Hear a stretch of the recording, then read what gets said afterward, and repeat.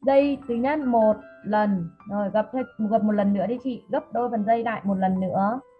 Rồi bắt đầu đến đây thôi. Bây giờ chị buộc dây vào cái chân bên phải, về phía gần cổ chân, lùi lên một tí chỗ đúng cái bắp chân dưới nhé.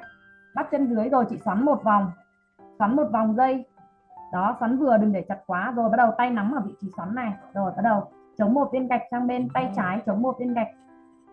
Đó, đúng rồi, trụ bằng chân bên trái. Rồi chị cứ gập chân phải về phía sau vào mông, chân phải gập về sau vào mông xong kéo nhé.